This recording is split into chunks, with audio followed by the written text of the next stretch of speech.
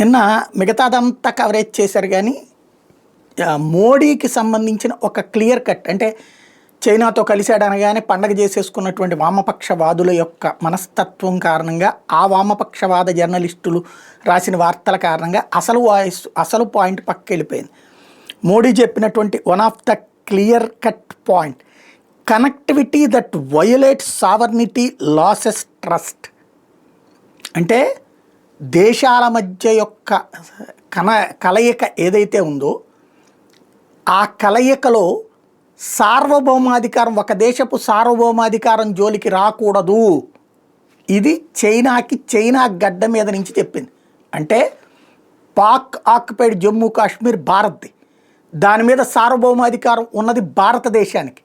దాంట్లో ఇబ్బంది పెడుతున్నటువంటి పాకిస్తాన్తో తేల్చుకునే పనిలో ఉండగా దాని మీద నుంచి సిపెక్ అంటూ చైనా పాకిస్తాన్ ఎకనామిక్ కారిడార్ కట్టే విధానం తప్పు అని చైనా వాళ్ళకి కూడా హితబోధ చేసినటువంటి అంశం. దాన్ని మాత్రం జాగ్రత్తగా డౌన్ ప్లే చేశారు.